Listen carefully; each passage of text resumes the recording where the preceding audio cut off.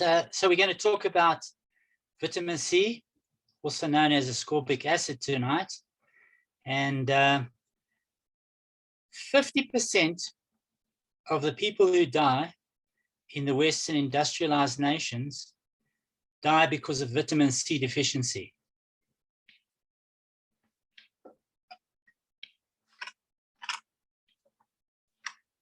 Vitamin C was around long before the formation of the Earth, or at the formation of the Earth, should I say, and was present, and human life or any life couldn't have been possible, would not have been possible if it wasn't for vitamin C.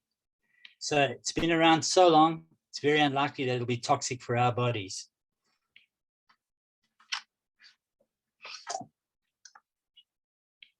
Now, animals, or most animals, can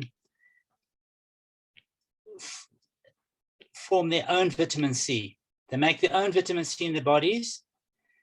And unfortunately, humans and a few animals are unable to synthesize vitamin C in the body. So our ancestors used to live on a diet high in raw food and vegetables, which wasn't cooked. So the vitamin C levels were extremely high. But we lost our ability to form ascorbic acid in our bodies. We lost the actual gene that was used to form it, and we'll never get it back. So we always have to get our vitamin C from diet and from supplements. Now, unfortunately, vitamin C causes scurvy and death. So it's a huge price that mankind has had to pay.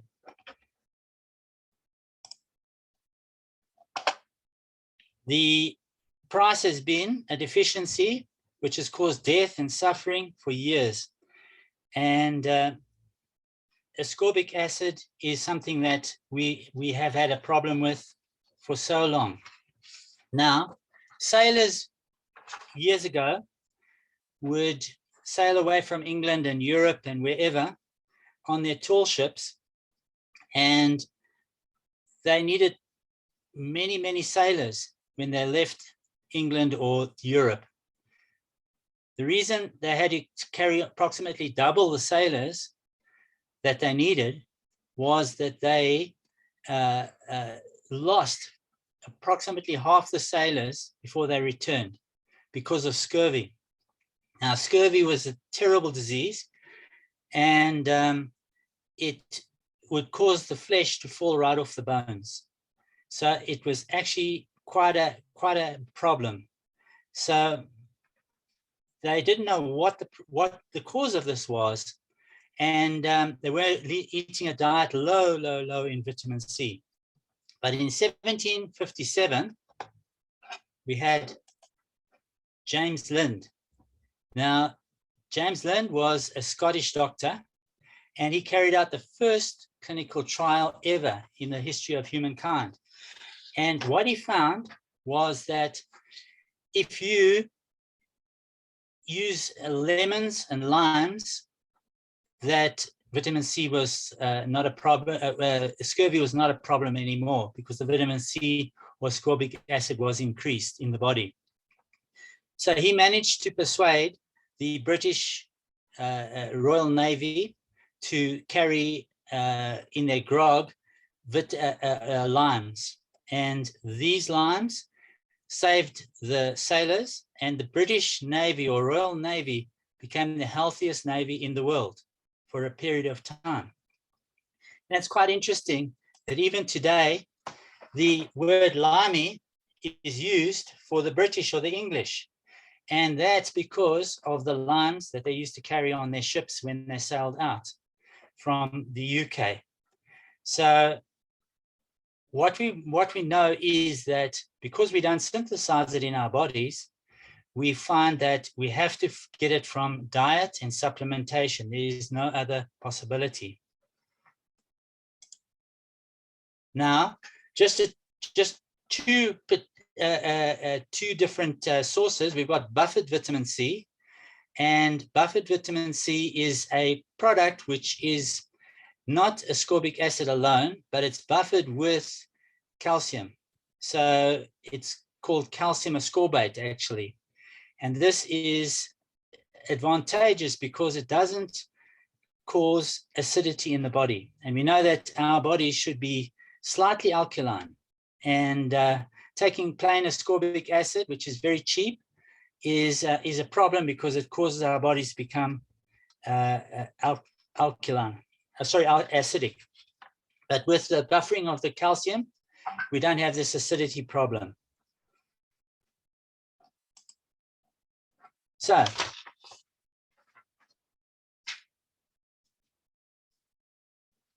it's an important antioxidant, and it's used in just about every process in the body. It's beneficial to many biochemical processes. 50% of proteins in our body use biological reinforcement molecules, which are vitamin C. So it adds hydrogen and oxygen to the amino acids and therefore forms collagen molecules. And that's our connective tissue. So without the connective tissue, we've got a huge problem, because what scurvy was when the sailors had sailed out was a breakdown of the connective tissue. And the connective tissue would break down and their flesh would fall off their bones. Their teeth would fall out and they would just die after a very, very painful process. Their ligaments, the teeth, the organs were all found that they had a breakdown of the cartilage. So adequate vitamin C is absolutely vital for every process. And if you don't have a proper amount of vitamin C, your ligaments, etc., will break down. So you get joint problems, skin problems, etc. Even with high doses or low doses of vitamin C, up to 500 milligrams, you get a 42% risk, a lower risk of death from heart disease. That's 42% lower risk from heart disease death. And a 35% lower risk of all-cause death. Now, vitamin C is one of the safest substances around. Now, some conditions we can look at. That's adrenal exhaustion is the first one we're going to look at. Now, the adrenal glands are placed on just above the kidneys. They're small glands, but they produce very important chemicals or hormones, DHEA and cortisol. Now, if they're not functioning correctly, then there is a massive problem, because the cortisol increases, so the stress increases, and the DHEA, which is your master sex hormone, will decrease. So they can't both be produced at the same time. And with that depletion, the vitamin C, if it's lowered, the stress increases dramatically and tremendously. So low vitamin C can cause huge stress issues in the actual body. Next one we're going to look at is cholesterol. Now, this is quite an interesting one. And cholesterol is something that people fear because, as I said right in the beginning, 50% of people die because of low vitamin C. And the 50% who die from heart disease alone, let alone the cancers, etc. Now, cholesterol is formed in the blood vessels, and that cholesterol is normally called LDL and HDL. Now, LDL is bad cholesterol, they say, and HDL is good cholesterol. Now, LDL is actually the cholesterol that is believed to be dangerous, and because it causes plaque in the arteries. Now, that plaque in the arteries is caused not because of any other reason than there is an actual problem with the arteries. So LDL is not really a problem. It's actually a repair mechanism for the body. So it's actually busy repairing the blood vessels which have broken down, because what happens is you get low-level scurvy in the arteries. And when you get low-level scurvy in the arteries because of low vitamin C, you get thousands and thousands of cracks and lesions in the arteries. And these cracks and lesions cause the veins to become floppy. Now, thousands of times a day, even up to 100,000 times a day, blood pumps and surges through the arteries and veins. And it's a little bit like a hose pipe. If you have a hose pipe that's got cracks and lesions, it becomes floppy and it can break down. So the liver gets a signal to generate more cholesterol, and that is actually your repair cholesterol, which is your LDL. So if you've got high LDL, it's not a matter of taking a statin or some other drug to suppress this. It's more a matter of it's going into repair the actual broken down arteries. So, and floppy arteries. So it goes out, repairs the floppy arteries, but unfortunately cholesterol is very sticky. And being sticky, what happens is it actually forms plaque, which clog up the arteries, as you can see in the image on the screen right now. And slowly but surely, if you don't take vitamin C, then they will clog the arteries completely. And what the general medical idea is to either use statins or to do bypass surgery. Now, bypass surgery is not really a fix. It opens up the arteries, but it doesn't repair the actual problem. And the problem is low vitamin C. So low vitamin C causes low-level scurvy in the arteries, and one has to fix it in a way, and that way is to repair by increasing the vitamin C or ascorbic acid in the body and in the arteries, which then begins to repair the walls of the arteries. Once that's repaired, we still have a sticky problem with the cholesterol. So then we need two other amino acids called lysine and proline to repair the connective tissue, and they act like Teflon. And the Teflon type substance makes the cholesterol less sticky, so it opens up the arteries. We also have to use some form of chelation, where we chelate the actual blood vessels, and it removes the cholesterol. So chelation, we have a product called Chelation Remedy, which is extremely good at this, but you need to do vitamin C, lysine and proline, which we have a product called Blood Vessels.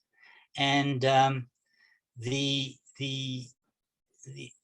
arteries become clean after a few months normally. Obviously, diet is important in this thing as well. So as the diet improves, the vitamin C increases, and use magnesium, it cuts down that 50% death rate, which is the largest all-cause cause of death in the Western world. We also would add magnesium to that, so that would be extremely important. So cholesterol is also made harmless and turned into bile acids by vitamin C. So your cholesterol is not a problem if you take adequate amounts of vitamin C and adequate amounts of magnesium, proline, and do some chelation to get it out of the system. So that's very important.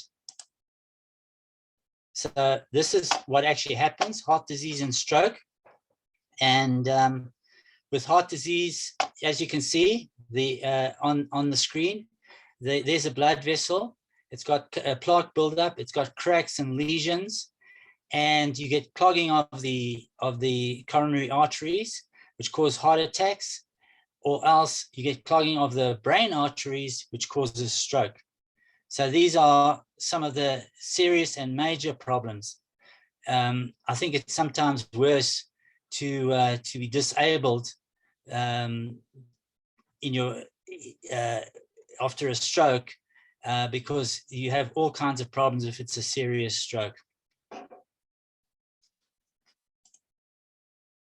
Right, the common cold. You know, they say there's no cure for the common cold. Now, the common cold really lasts normally about 6 days.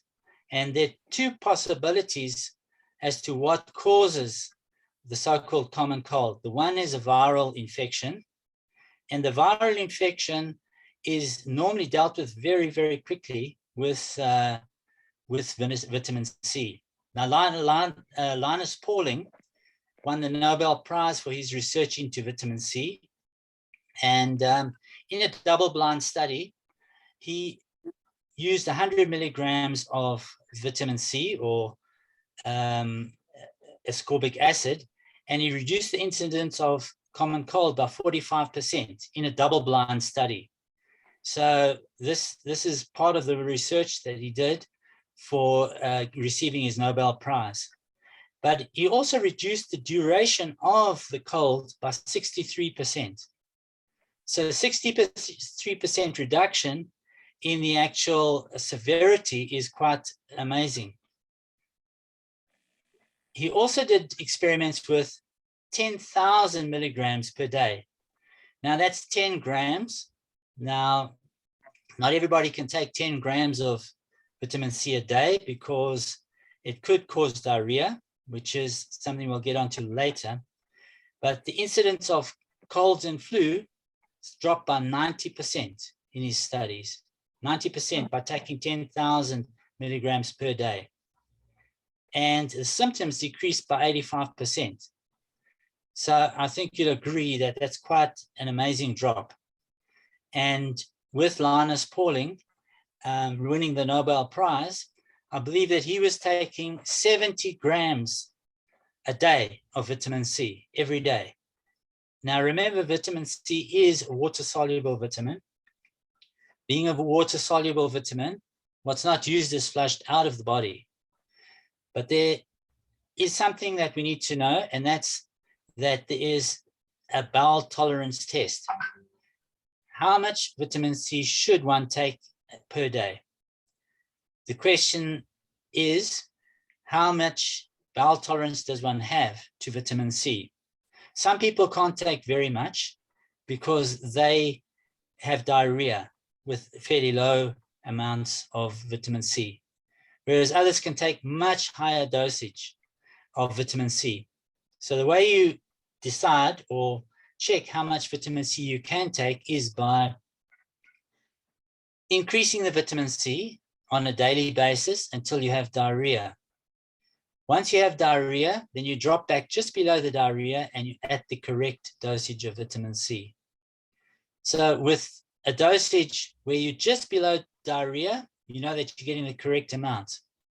And once again, it's completely harmless and it's water soluble. So what isn't used is flushed out of the system.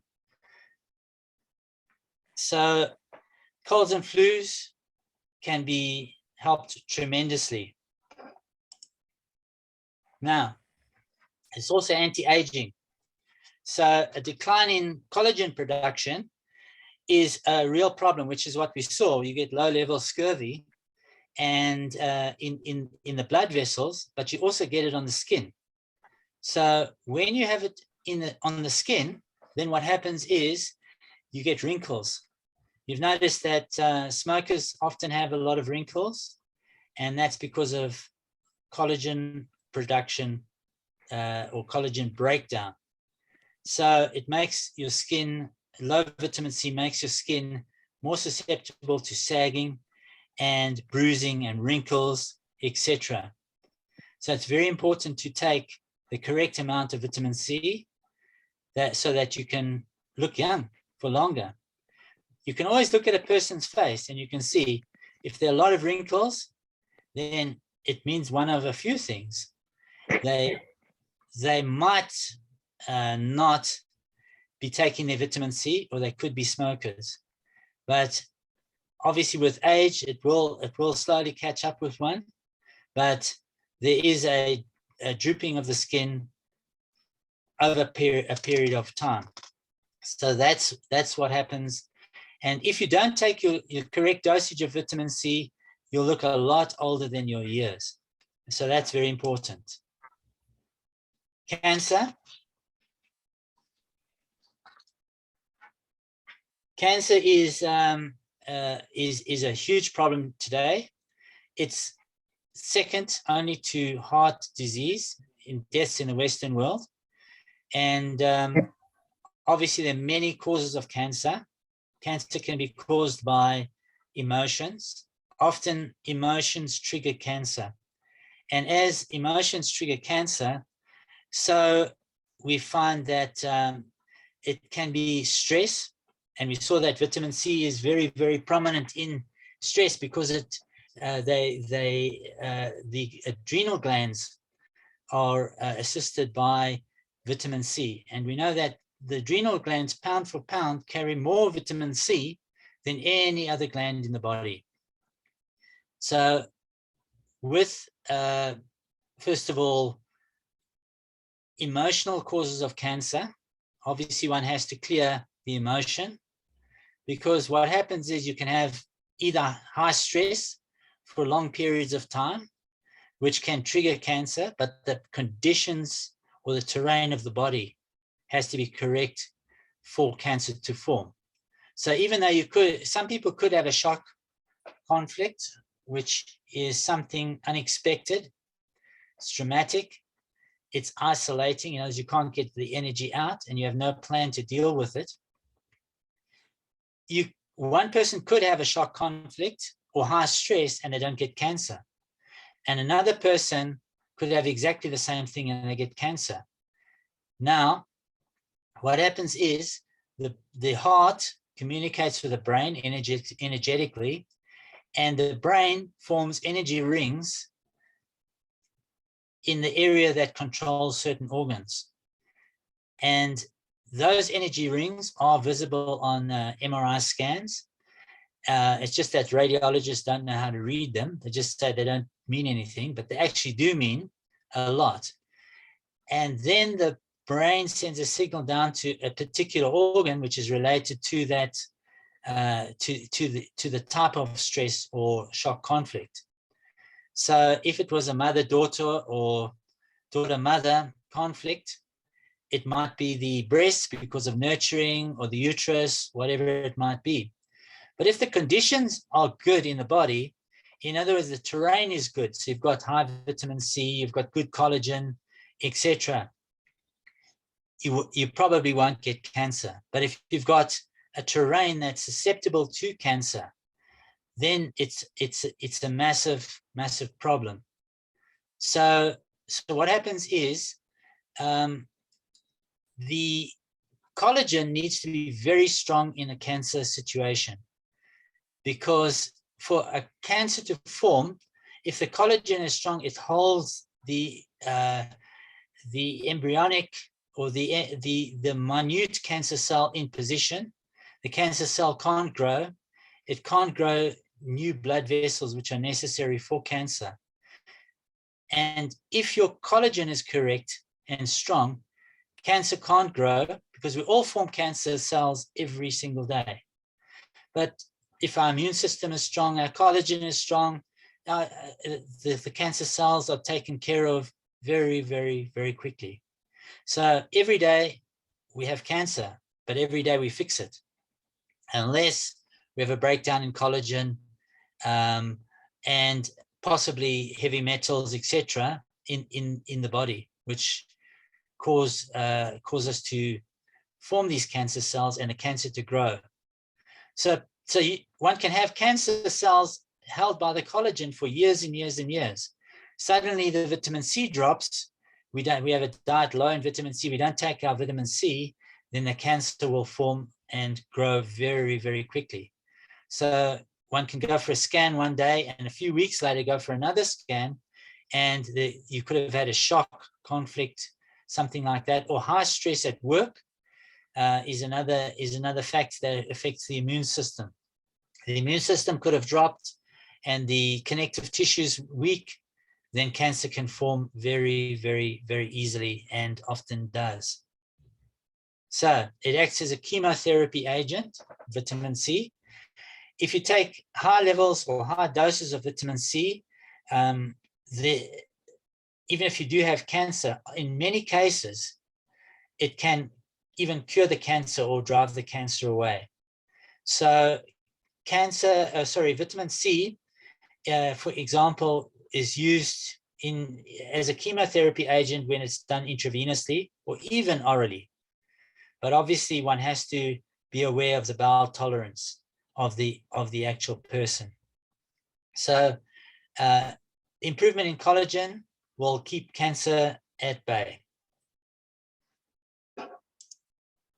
Right, stress is another factor which we spoke about a little bit just now, but vitamin C is probably one of the most important chemicals needed for dealing with stress.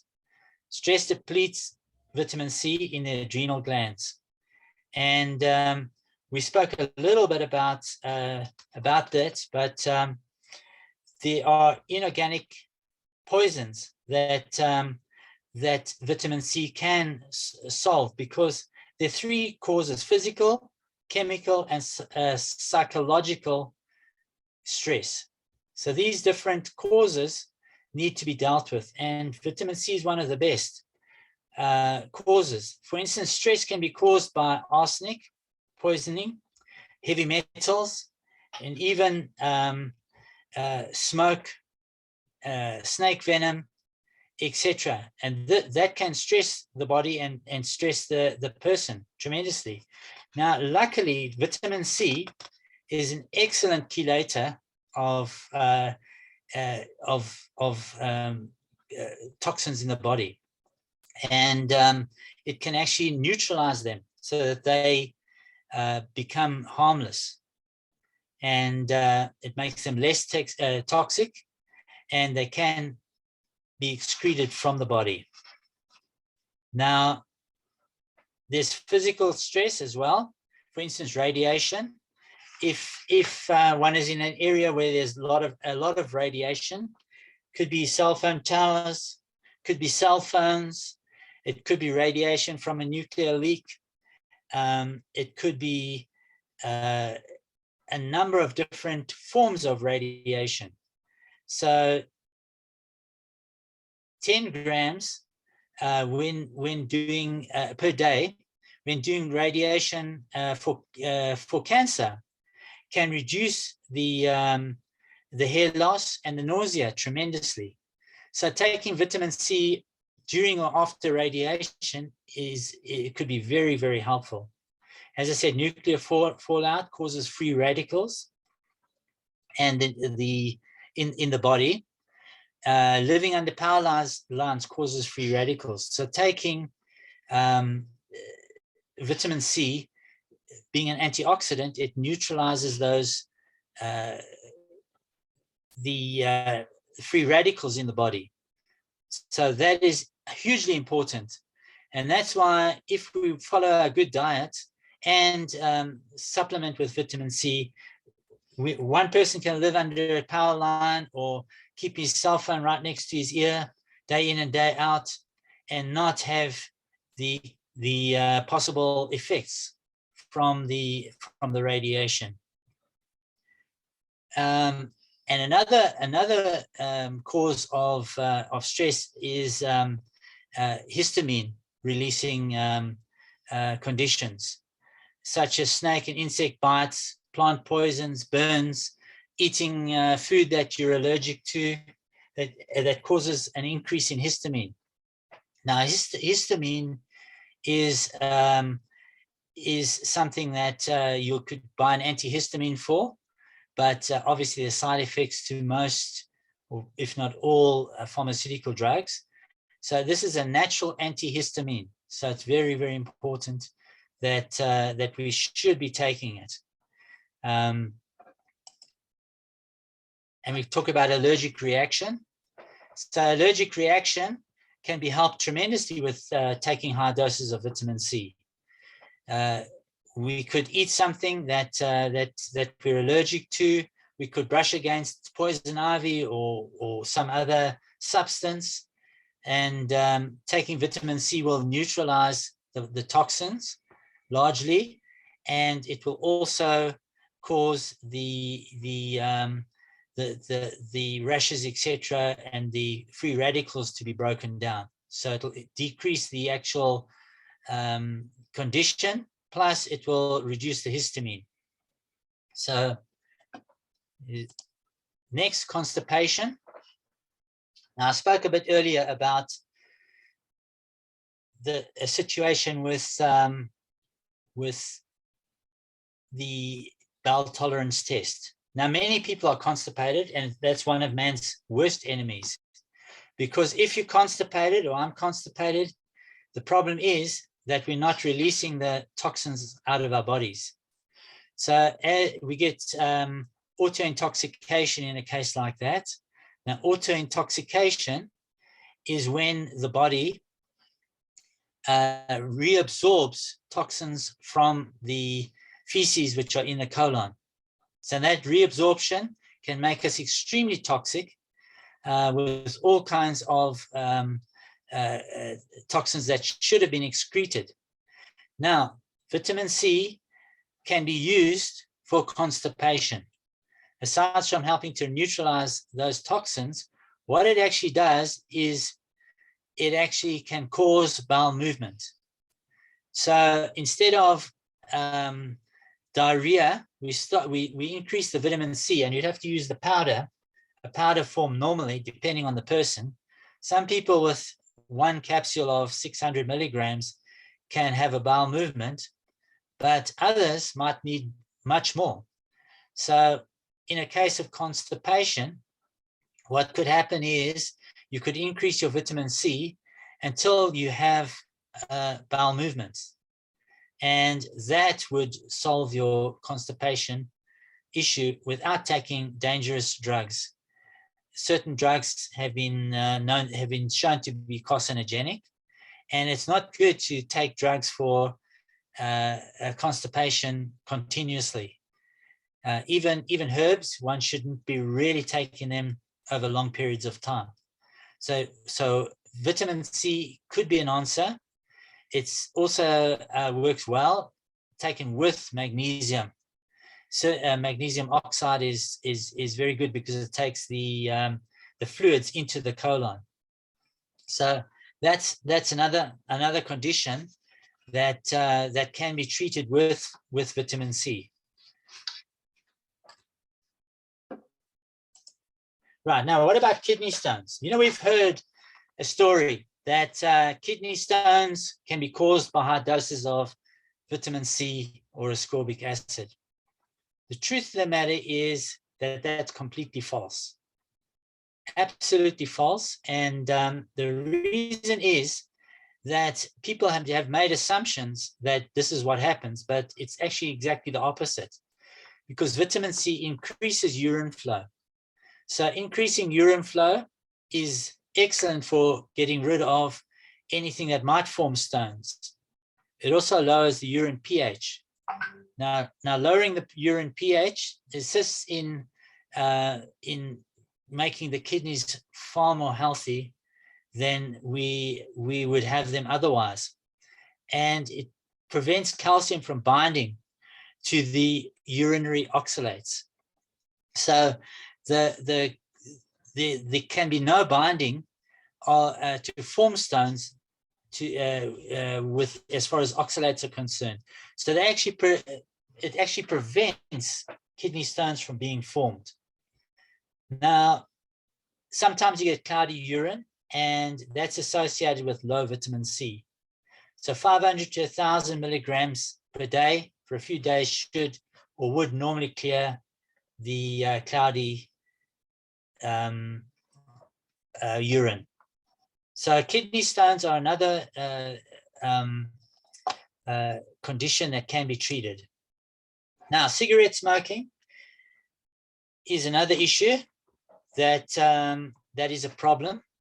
And if people smoke, they should certainly stop smoking almost immediately, or immediately if possible, because every single cigarette that a person smokes, the body loses at least 25 milligrams of vitamin C. So that's why you find a smoker has lots and lots of wrinkles. Every time they puff away, they lose 25 milligrams. Now, the recommended daily dose is supposed to be 100 milligrams. Now, we know that that's not therapeutic, and it's way, way, way too low to have much effect on the actual body. So imagine if you took 25 or 100 milligrams of vitamin C a day, and you lost 25, and you were a smoker and you smoked 4 cigarettes a day, you would have depleted all your intake of vitamin C. So it's no wonder that cigarette smoking causes cancer, because it does a number of things. It depletes the collagen, destroys the collagen, so cancer can run rife in the body. And it's not just lung cancer, it's the whole body. Because what what smoking does, the actual smoke gets into the lungs and it depletes the oxygen levels in the blood. So the hemoglobin is no longer carrying as much oxygen. And so we know for a fact, and it's been proven by Dr. Otto Warburg in the 1930s, where he won the Nobel Prize twice for his work on cell respiration, that low oxygen levels cause cancer. And whatever is causing low oxygen levels is the root cause of cancer. That he proved before the Second World War. So if your oxygen levels are low, then your cellular oxygen levels are low. The levels drop below 65%, the oxygen levels in the cells, then cancer will form. It's not a matter of choice or it will form. And that's a fact. So that's why it's important for smokers to give up smoking. And high doses of vitamin C would be necessary for any smoker if they didn't give up, because they would need to replace 25 milligrams for every cigarette they smoke in a day. So you get these high chain smokers who smoke continuously 50, 60 a day, and you find that their vitamin C levels are very low.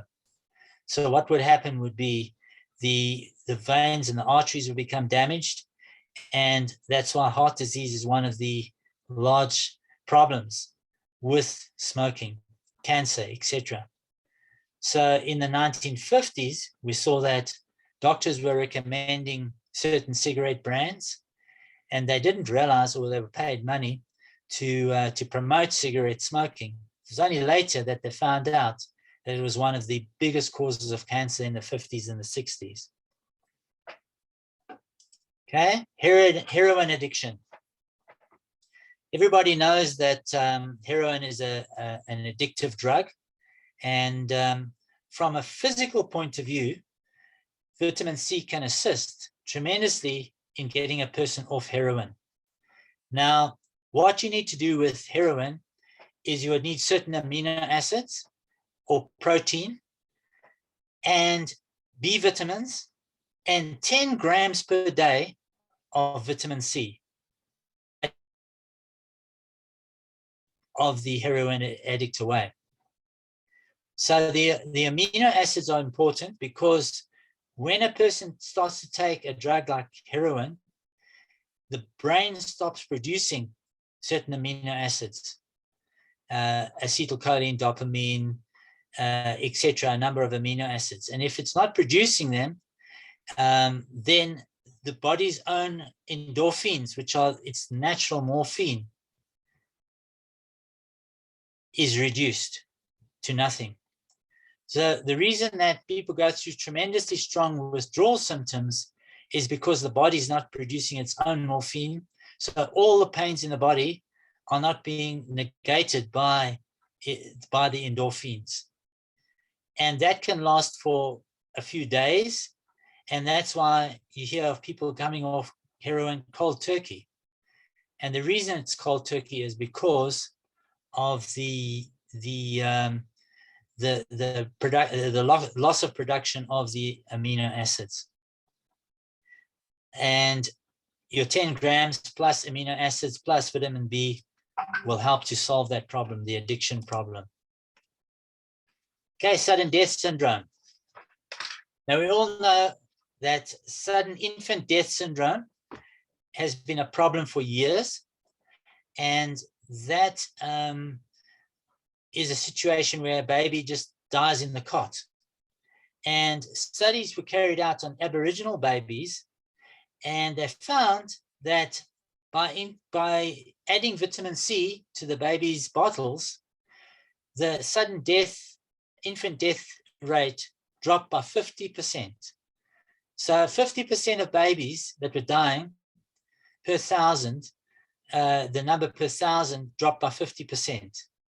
So that is a tremendous win for mothers who won't know why their babies suddenly die. And one of the causes is lack of vitamin C in their diet. Stretch marks. Mothers will know about this, where after having had a child, the collagen is damaged and you get the stretch marks. Now, taking vitamin C can help to remove those stretch marks. So it'll negate costly laser treatments, etc. And it will help to stop those stretch marks and smoothen out the skin, because there's a huge improvement in collagen production. Brain functions next. Now, vitamin C is important because it helps with the synthesis of neurotransmitters, which are vital to brain function. And they have a tremendous effect on mood. So vitamin C and stress and mood, etc., are extremely important. Now, without the neurotransmitters, the synapses won't fire correctly, and you'll have cognitive issues, you'll have stress issues, your brain will be slower, the functioning of the brain will be not nearly as good as it would be with high doses of vitamin C, or even 1,000 milligrams per day, or a little bit more. One should take at least 1,000 to 2,000 for this kind of issue, even for the blood vessels as well. Now, energy. The vitamin C helps to synthesize carnitine, and it helps with the energy production of ATP in the mitochondria. So if an athlete wants to perform well, it's important that that athlete would take vitamin C. And it's probably the most important vitamin of the lot when it comes to taking vitamins and minerals. So vitamin C is extremely important, and I'm not saying that the others aren't important, but I'm saying in combination, vitamin C should be of high priority if one wants to not become part of the statistic where 50% of people die because of low vitamin C. So that's the end of the immune system. There, we've still got another one. Okay, so it enhances the immune system, and the immune system is so important for so many functions. We've seen that it's winter now, and people who take vitamin C throughout winter generally won't get sick with colds and flu and whatever else there might be coming around. So it's very important for us in winter to make certain we take a daily dose of vitamin C. Some people might have an effect, very few, but some people find that because it increases energy, there could be an issue with falling asleep.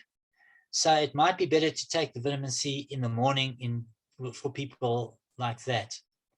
But it's important and extremely valuable to take vitamin C daily. And that's the end of the slideshow for tonight. I kept it that long because I thought if there were questions, we could answer them. Wow, that was amazing. Thank you very much, Dr. Steve. Pleasure, Tandy Michelle. Great. I'm just going to, can you end the screen share so we can see your lovely face? Yeah, let's see. How do I do that? There at the very top, there's a green button. Okay, one sec. Yeah. Let's just get, okay. Right. Okay, stop sharing. Okay, great. There we go. Who's got a question for Dr. Steve? That was flippin' interesting. Yes, I have one. Okay, go for it, Philip. Steve, just a question. Right in the beginning, you mentioned that you add some calcium to the vitamin C to get the acidity level right. But what if you take your vitamin C from just fruit? So it's, you're not taking a tablet. What happens then? Okay, 100 years ago, that was quite possible. The modern farming methods, etc., have created a problem because you don't get nearly as much vitamin C in your oranges and whatever it is now.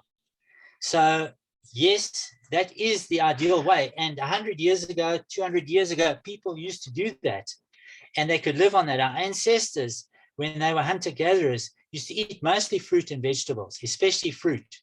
And that was very, very high in vitamin C. Today, the vitamin C level is not even a quarter of what it was years ago.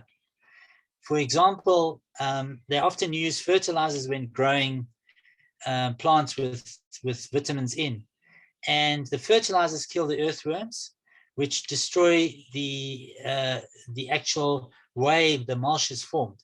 So the little bugs and earthworms are killed, and we hardly get any vitamins that is absorbable by the plants.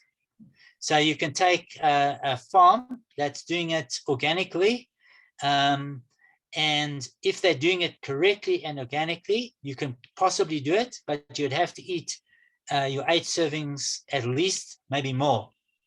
Now, I heard a statistic a few years ago where they said you'd have to eat 100 oranges compared to the oranges of 100 years ago, compared to 1 orange 100 years ago. So that's the problem, is the nutritional value. If you go in and buy your oranges from commercially raised farms, and that's all the large supermarkets use that, and then your vitamins are very, very depleted. So yeah, was possible, not anymore. Thanks. Pleasure. Okay, Gideon?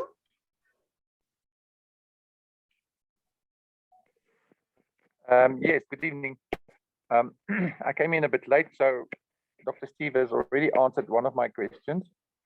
And but I want to ask something else. Maybe I've missed it. If we need to take in vitamin C, is there something else that we need to take in together with it so it gets absorbed better into the body, or just plain vitamin C, either powder form or in some form? Is it good enough? Okay. Because I know, yeah. Carry on. I know there's some vitamins that needs to be taken in cohesion with other stuff. It's sometimes a bit tricky, and it gets more trickier as we get older. but what is the standard? Is there something that must be taken with the vitamin C in order to get it absorbed properly? You can take vitamin C by itself. Obviously, it does work in conjunction with others, but for the absorption, vitamin C helps other vitamins to be absorbed. So in other words, it absorbs very well. We spoke about the bowel tolerance test. You can tell very well that it's absorbed. If you just take enough vitamin C and you have diarrhea, you'll know it's being absorbed. So it's not necessarily the case that you have to do that.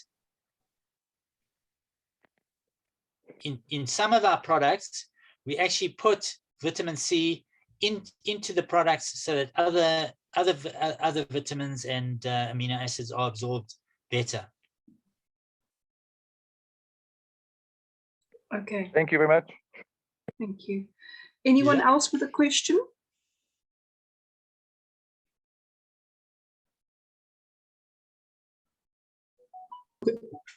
I have a question. I have a friend who swears blind that eating meat, red meat specifically, is way healthier than eating vegetables, fruit, etc. We have this ongoing sort of arguments, but one thing I must say is that she looks amazing. She's 72 years old. She's got a body of a young woman. Her skin is beautiful. Her hair is getting thicker. She claims that she was a vegan and all her children were vegans, and some of them still are. And she then started getting leaky gut syndrome. So she then, struggled for a while until she came across this high meat, high protein, well, meat. She eats no vegetables, as I said, no supplements. And she was here last week. She spends a couple of days with me every time she comes from the Piketberg. And I had to ask the question because when I look at her, she's a walking testament of a healthy person. Her mind is as clear as a bell. How does one answer that? If I had to say to her, do you know what I heard about this vitamin C and all its benefits? She's going to laugh at me. Can you share some sort of light on the carnivore diet? And I'm not, talking about diet as such, because her diet won't include vitamin C, or is there any form of vitamin C in meat?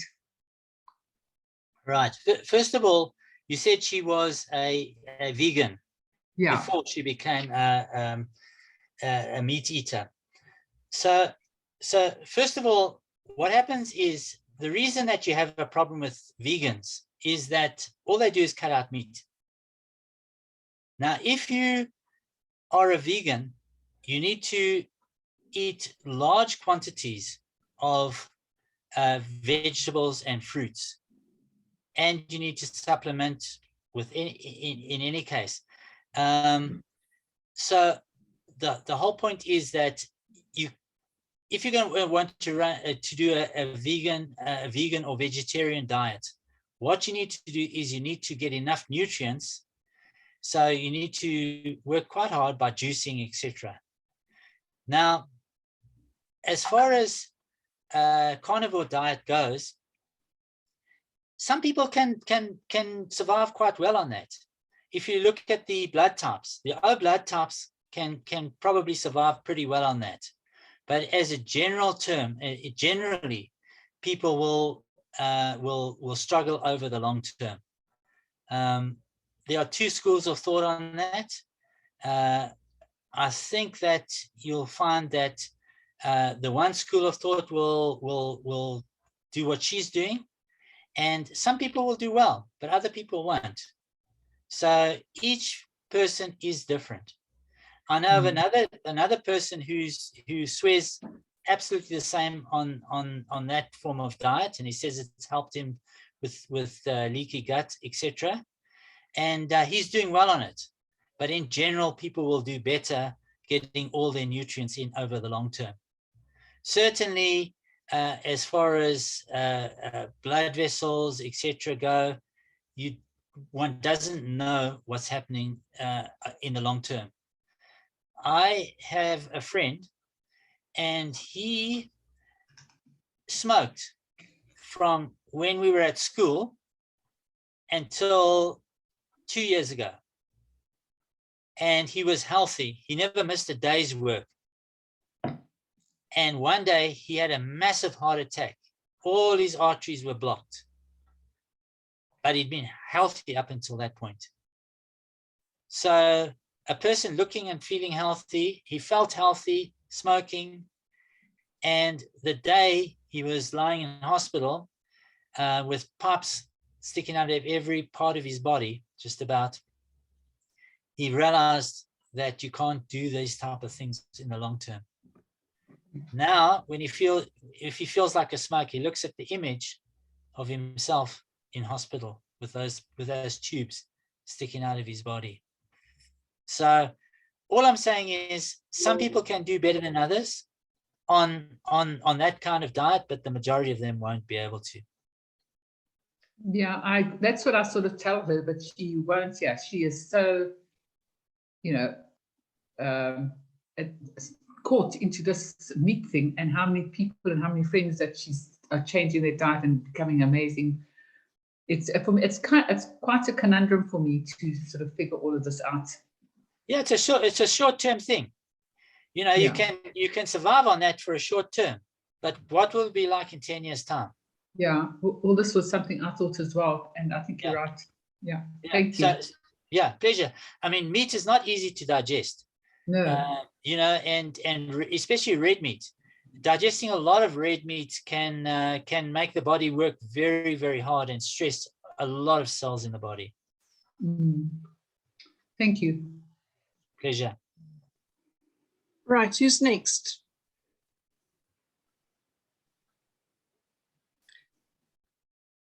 Okay.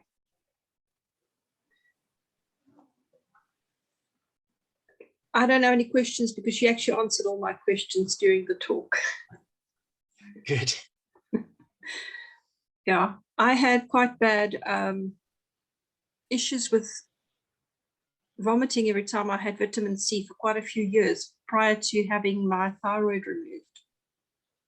And subsequently, it doesn't do the same anymore. So I'm a lot better now. My health is tremendously improved. And I used to get cramps that actually hurt the ligaments. So now it's all adding up in my mind as to what was also happening in my body. Because obviously it's also adrenal fatigue connected to that, all of that. Very much so. Yeah. And the thing is, if you were taking ascorbic acid rather than your buffered vitamin C or calcium ascorbate, which is the same thing, then that can also cause a problem. Yeah. Yeah. No, it's all adding up. It's quite amazing. So thank you very much. Donnie. Yes, Dr. Steve, very, very interesting tonight. Very interesting. Sorry, just to add on what who was the guy earlier spoke. I can't remember. Anyway, Gideon. He was also asking. Say again. I said it was Gideon. Gideon, yeah. He was asking about the vitamin C, but we lack to tell him about the buffered vitamin C. So I assume that the buffered vitamin C is the actual better version of it, because I remember a friend of mine here in Bethel told me that during this this COVID thing, he bought a lot of vitamin C, and every morning he lined everyone up there on the farm and gave them the dose, and it wasn't 100 years everyone was sitting with a pain. So they realized it was the vitamin C that does it, but that did it. But obviously it wasn't the buffered vitamin C. So he got the wiser and got the buffered, and then it went well. So it's very important to know the difference between the buffered vitamin C and the normal vitamin C. Yeah, so you'll see calcium ascorbate on the container, which is the buffered one, not ascorbic acid. All right. Yeah, thank you very much. That's very interesting. Because if I listen to the whole talk that you had, it goes so far. Talking about the collagens, my wife said with problem with all the as I always say, all the skeniere that's not lekker. And I assume it's maybe a lack of vitamin C that created a lot of other deficiencies. Yeah, so that's it's a starting point. So vitamin C is probably the most important vitamin you can take, but one should add E and other vitamins and A, etc. But this is something that is highly important, because if your collagen breaks down in your blood vessels, you've got a major problem. Yeah, and that's also again most of the problems is the cholesterol thing and the collagen thing and all things, but except they address a lot of things except the vitamin C. So that's just a very interesting angle that you came on today. Yeah, you see, your cholesterol shouldn't be too low. The numbers they talking about cholesterol under 4, that's way too low.